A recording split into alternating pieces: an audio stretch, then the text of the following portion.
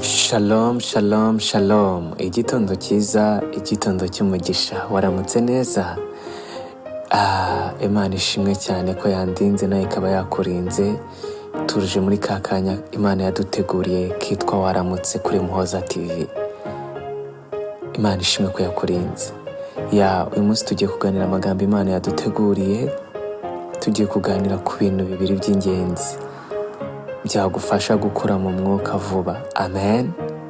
Reka dusenge. Imana nziza, Imana ikiranuka, Imana ishoboye byose, Yesu Kristo, tuguciriye bugufi, turakwinginze ngo umanuke utuganirize, twumva amagambo wateguye uyu munsi kutugenera.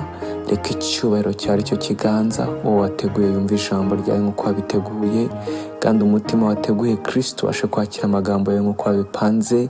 Turakwakira Mwami Yesu, reka wivugire. Amen. Tugiye kureba ibintu bibiri byatuma ukura mu mwuka vuba. Amen. Ikintu cya mbere ni ukugira umwanya wawe w'umwihariko n'Imana. Amen. Ni ukugira umwanya wawe w'umwihariko n'Imana kandi buri munsi.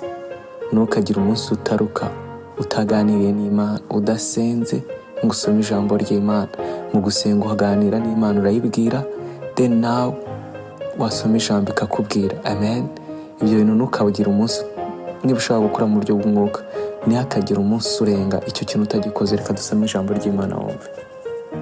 Imana ikomeze iguhe umugisha cyane. Ndakwifuriza gukura mu buryo bw'umwuka. Amen. Ukagera ku kigero cyiza nk'icya Kristo. Umva Luka 5:16. Ubutumwa bwiza bwanditswe na Luka 5:16. Ariko we abavamo yiherera mu butayu arasenga. Ariko we abavamo yiherera mu butayu asenga. Ni Yesu. Musoma Bible uzabona ko Yesu buri nijoro yajyaga ku musozi agasenga. Niba rero ucaho umunsi udasenze, utaganire n'Imana, menya yuko udashobora gukura mu mwuka, kuko Jesus Lord wawe yasengaga buri munsi, akumva Imana, akaganira n'Imana. Rero niba ukeneye gukura vuba mu buryo bw'umwuka, gira umutima wo kujya usenga Imana buri munsi, wumva ijambo ry'Imana buri munsi, privately, ubikore wenyine. Amen. Imana ishimwe cyane. Ikindi kintu cya kabiri cyagufasha kugira ngo ukure vuba mu mwuka ni kugira group ubarizwamo. Amen. Cyangwa se guterana n'abizera, together with believers. Ibyo bintu biragufasha cyane cyane cyane. Niba ufite itorero ryabarizwamo, ugomba kugira joininga.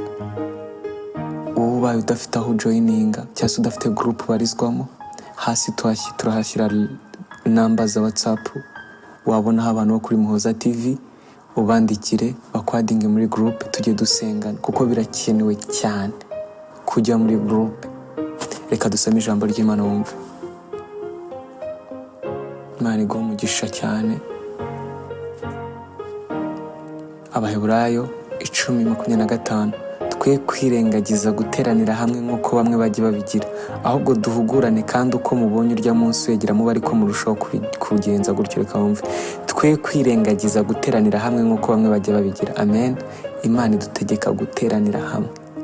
Ni ukuvuga uzarebe inkwi zaka, iyo rumwe rukuyemo ukarushyira ahantu harwonyine uzikiba, nyuma y'umwanya muto rurazima.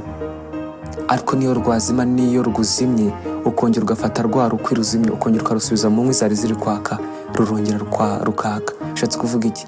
Kuba ufite group barizwamo birakenewe cyane, birakenewe cyane. Hari abantu bajya bakunda kuvuga ngo twe turi hanze y'u Rwanda, ngo ntabwo dufite ukuntu twaterana. Muhoza TV duterana online. Uze kwandikira nimero iri muri comment, tugushyira muri group kugira ngo ujye uterana n'abera, kuko birakenewe. Ujye ucika intege, ariko iyo wacitse intege ugasanga bagenzi bawe muraryazanye mugasubizanya intege.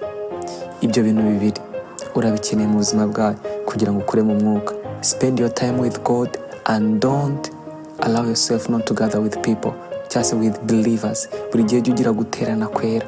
Amen.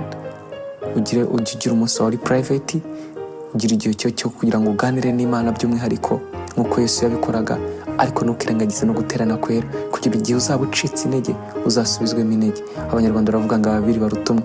kuko ababiri iyo umwe aguye umwe aramuramira, ariko umwe yaguye bigenda gute? Arabora. Rero you need a group.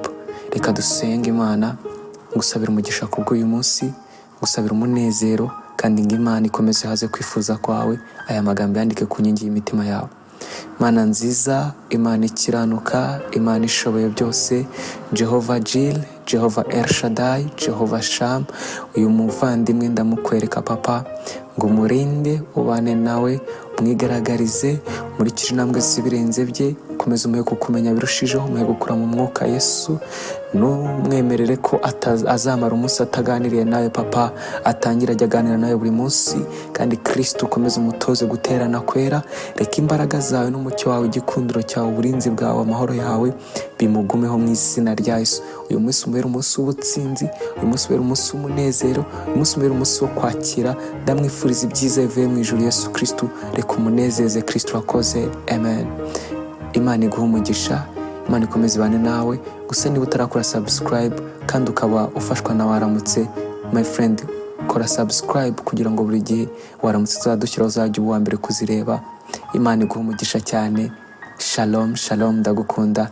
Kristo agukunda kurushaho. Ciao, ciao.